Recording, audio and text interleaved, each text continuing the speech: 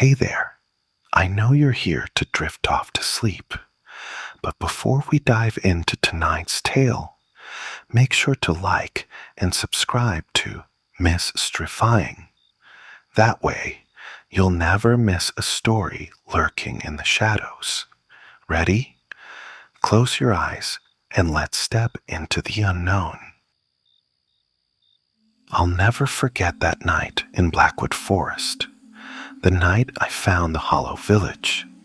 I'd heard the stories, the warnings, but I thought they were just old legends. I thought I'd be fine. I was wrong.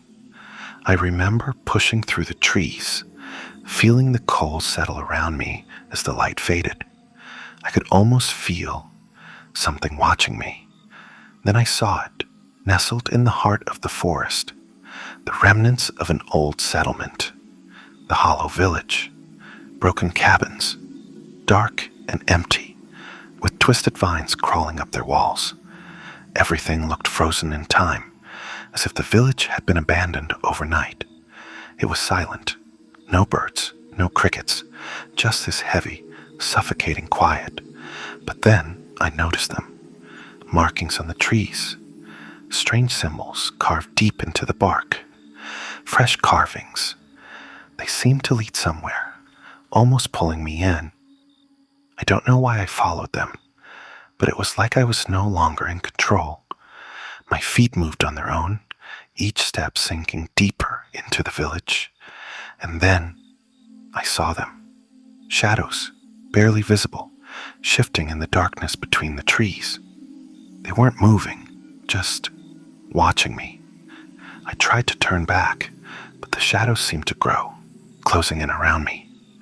I could hear whispers now, faint but clear, like voices from another time. They were calling me, urging me to stay. My heart was pounding, every instinct telling me to run, but I couldn't. I felt trapped, rooted to the spot. And then, just as I thought I'd be swallowed whole by the darkness, I managed to break free. I ran, faster than I'd ever run before, branches clawing at my skin, shadows reaching for me. Somehow, I escaped. But when I looked back, the village was gone, swallowed by the trees. To this day, I still feel it watching me. The Hollow Village, waiting, hoping I'll return. You might not believe me, but once you felt it, the presence in those woods, you can't forget it. It was supposed to be a simple camping trip, nothing more. But something else found us that night, and it didn't want us to leave. We'd been hiking all day, my friends and I, trying to find a spot to set up camp.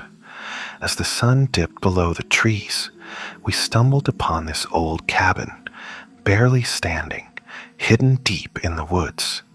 It looked ancient, forgotten, almost like it had been waiting for someone to find it.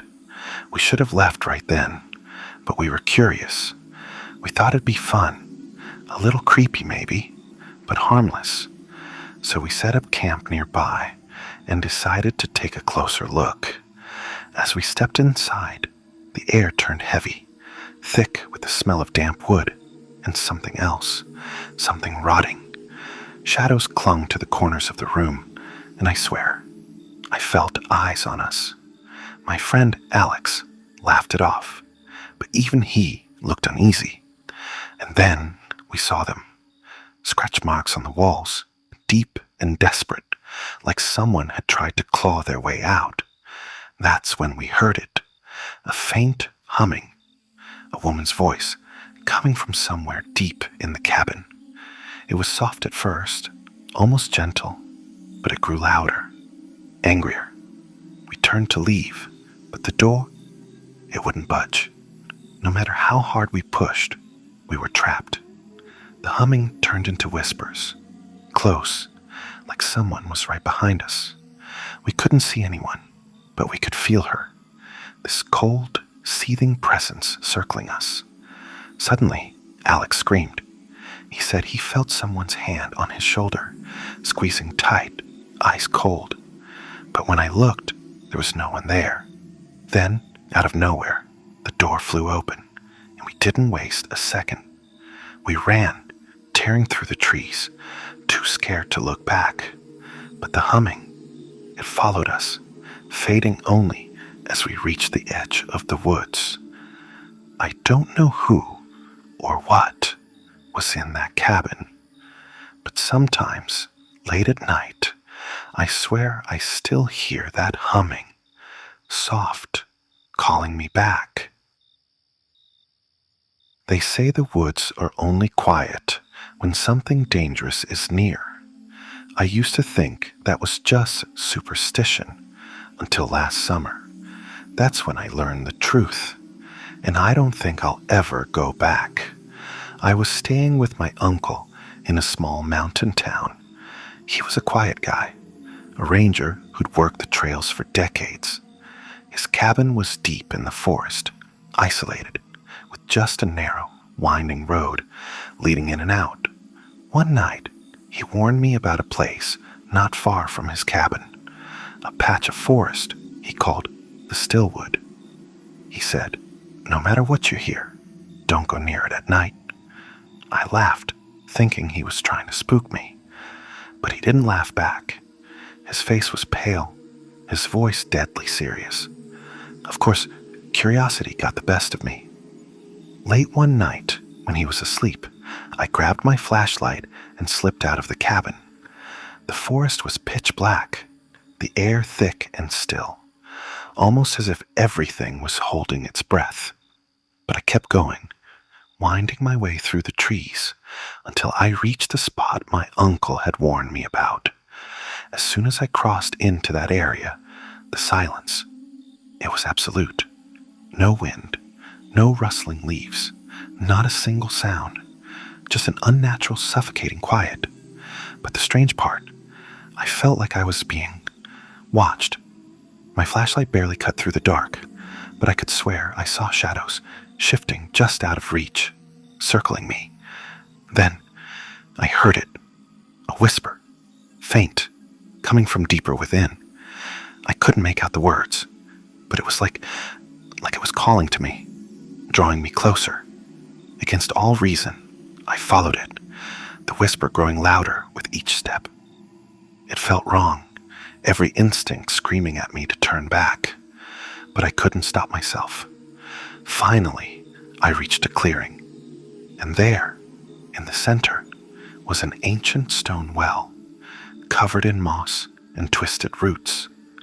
It looked as though it had been there forever, abandoned and forgotten. But the whispering, it was louder now, coming from deep within the well. I leaned over the edge, shining my flashlight down. The beam disappeared into darkness, far deeper than it should have. And then, something looked back at me, pale, empty eyes, glinting from the shadows at the bottom.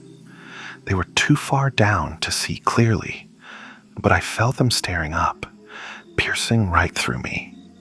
I staggered back, but I couldn't look away. The whispering turned into voices, dozens of them, each one calling my name. My heart was pounding, and my legs were frozen, as if the very earth was holding me in place. I don't know how long I stood there, trapped in those eyes. It felt like hours. Suddenly, I felt a hand grip my shoulder. I spun around, and there was my uncle, his face pale, his eyes wide with fear. Without a word, he grabbed my arm and pulled me back through the trees, never looking back. Only when we were safe in the cabin did he finally speak. He said, "The Stillwood is cursed. That well, it doesn't lead anywhere you want to go. The forest has a way of keeping what it finds." He wouldn't say anything more, only that the well has been there longer than anyone could remember, and those who venture too close never come back. To this day, I still hear those whispers calling me back. They're always there, just on the edge of hearing, waiting.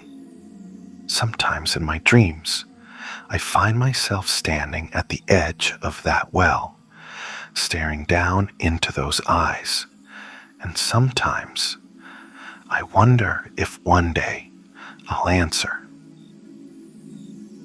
There's a place up in the northern pines where no one dares to go after dark.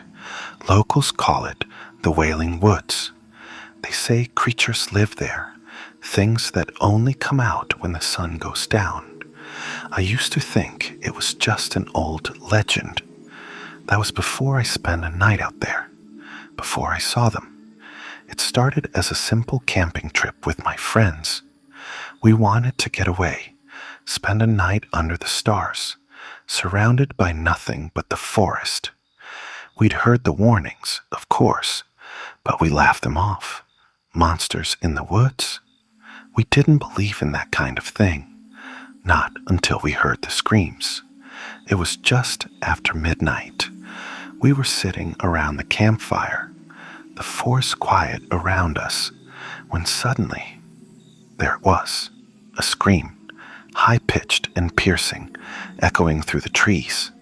It sounded like a woman, somewhere deep in the woods, calling for help. But there was something wrong about it, something off. The scream was too steady, too controlled, like someone trying to mimic a human voice. One of my friends, Mark, wanted to go check it out, said someone might be in trouble. The rest of us hesitated, but in the end, we followed him, trekking through the darkness with only our flashlights cutting through the mist. As we moved deeper into the woods, the scream stopped, and then we heard it again, this time closer, echoing from a different direction. That's when we saw the eyes. Just beyond the trees, pairs of glowing yellow eyes blinking at us from the darkness. They were low to the ground, moving slowly, circling us. I shined my flashlight in their direction, but they darted out of view too fast, disappearing into the shadows. My friend Sarah said it was probably just wolves, but deep down, we all knew these weren't animals. They moved too silently, too deliberately, like they were watching us, studying us. And then we saw one, a creature stepping out from the shadows. It was tall, taller than any human, with limbs too long and a body twisted, almost broken looking. Its skin was pale and stretched tight over its bones and its face. It had no eyes, just hollow pits and a mouth full of jagged teeth that curled into an unnatural smile. It made a sound then, a garbled, choking noise, as if trying to mimic the scream we'd heard earlier. We turned and ran, stumbling through the darkness, branches clawing at our clothes, at our faces. But the creatures, they followed, moving silently, flitting from tree to tree. Every time I glanced back, they were closer, more of them, their hollow eyes fixed on us, their mouths twisting into those sick, unnatural smiles. We finally made it back to the campsite, but the creatures didn't stop. They circled just beyond the firelight, their bodies moving in and out of the shadows, their heads tilting, watching. And then they started mimicking our voices, whispering our names, copying our laughs, our cries for help. It was like they were trying to draw us out, lure us back into the woods. We huddled together, barely daring to breathe, praying the fire would keep them away until dawn. For hours they circled, watching, whispering, never getting closer, but never leaving. And then, just before the sun rose, they vanished. No sounds, no movements, just gone. We packed up and left the woods that morning, not daring to look back. None of us spoke about what we saw, not to each other, not to anyone. But I still hear them sometimes, when I'm alone at night. The whispers, my name echoing from the shadows. And I know Somewhere out there, they're still waiting, watching for anyone who's foolish enough to wander into the Wailing Woods after dark. It was supposed to be just another quiet evening hike. I was out on a familiar trail, alone, trying to clear my head after a long week. But this time, something felt wrong. I didn't realize it at first, but the forest had gone silent, like the whole world was holding its breath. Then I saw it, out of the corner of my eye, just barely visible between the trees, an old, crumbling stone staircase. I'd walked that trail dozens of times and never seen it before. It seemed to lead down into the earth, disappearing into darkness. I don't know why, but I felt this strange pull to go down there, like something was calling to me. I told myself I'd just look, just to see what was down there. So I started to descend, each step colder than the last, until I could barely feel my fingers gripping the flashlight. The deeper I went, the darker it got, the walls narrowing until I felt trapped, like the earth was closing in around me. Finally, I reached the bottom. It opened into a large circular room. The walls were covered in symbols, ancient, twisted, like they were carved by hands that had never seen the light of day. In the center of the room was an altar, and on it a stone box. It looked so old, ancient even, but something about it seemed alive. I felt drawn to it. As I stepped closer, I saw something moving in the shadows. But it wasn't just one thing. There were dozens of them, figures draped in tattered black robes, their faces hidden in hoods. They were just standing there, motionless, as if waiting.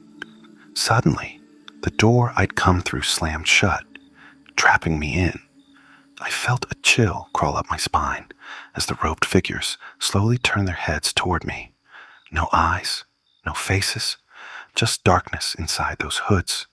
And then they began to chant, low and guttural, their voices echoing around the chamber. I wanted to scream, to run, but my body wouldn't listen. I was paralyzed, staring as one of the figures moved closer, its hand outstretched. I could see the bones beneath the tattered skin, the fingers twisted and inhuman. It pointed to the stone box, and I understood. It wanted me to open it. I don't know why, but I couldn't resist. My hand moved on its own, reaching out, my fingers brushing over the cold stone. I lifted the lid, and inside was a mirror. It was old, cracked, its surface covered in dust. But as I wiped it clean and looked into it, I didn't see my own reflection. Instead, I saw them. In the mirror, the robed figures weren't standing still. They were moving, reaching out, their mouths opening in silent screams. And then, one of them lifted its hood. I saw a face, twisted and decayed, with hollow, empty eyes, staring back at me. And I realized it was my face, my own eyes, looking back at me, hollow and empty. I dropped the mirror and stumbled back, the chanting growing louder, filling the room, echoing inside my head. I could feel my own voice joining in, as if they'd taken control of me. I tried to scream, but no sound came out. I was trapped, my reflection staring back at me from every surface in the room. Somehow, I found the strength to run, to push past them, back up the staircase. When I reached the top, the air hit me like a wave, and I collapsed, gasping. When I looked back, the staircase was gone. Nothing but forest behind me. I don't go hiking anymore. I don't go near those woods. But every time I see a mirror, I swear I see them, just beyond my reflection, waiting, reaching for me, pulling me back to that place I barely escaped. Most people go their whole lives without ever truly seeing the darkness that surrounds us. Not the kind that fills a room when you turn off the light, but the kind that breathes, that waits, watches. I thought I'd never come face to face with it, but that was before that night, in the deepest part of the forest, the night I met the unseen. It was supposed to be a regular weekend camping trip with my brother, Liam. We'd set up camp in a dense part of the woods, miles from any trail, just us and the towering pines. As the sun set, we noticed this odd silence. It was like every creature in the woods just vanished. No birds, no insects, not even the wind dared to stir. But it wasn't the silence that unsettled me. It was the feeling of being watched. Later that night, Liam disappeared. I woke up to find his sleeping bag empty. No sign of him, just his flashlight lying at the edge of camp. I yelled his name, shined my light in every direction, but there was no response. I was about to start searching when I noticed something in the dirt. Footprints, Liam's boots, heading toward a dense thicket just outside the campsite. But there was something else beside them, something large, with wide, clawed toes that seemed to dig deep into the soil. I followed the tracks, feeling that watchful presence grow stronger with each step. The air turned thick, almost like it was resisting me. Then I saw it, a figure standing at the edge of my light's reach. It looked human, but distorted, limbs too long, skin gray and stretched tight. And when it turned, I realized it had no face, just smooth, blank skin, where its eyes, nose, and mouth should be. Then I heard it, a voice, my brother's voice, calling out from behind the creature. It was like he was somewhere else, trapped just beyond the trees, begging for help. I shouted for him, but he kept repeating the same words over and over, like a broken record. It knows you. It sees you. Run. And then the creature moved, slowly, deliberately, stepping closer. Panicked, I turned to run, but the air around me felt alive, pressing in like invisible hands, slowing me down. The more I fought, the heavier it got, until I could barely breathe. That's when I saw more of them, figures just like the first, emerging from the shadows, surrounding me in a silent circle. They reached out, and as their hands touched my skin, I managed to break free somehow, stumbling back to the campsite. When I turned around, they were gone. But Liam, he was still missing. We never found him. To this day, I hear his voice sometimes, faint and distant, echoing through the woods. It knows you. It sees you. Run. I know now what he meant. I see it in my reflection, in the corner of my eye, watching from the shadows, waiting. It's only a matter of time before it finds me again, and when it does, I know I won't be coming back.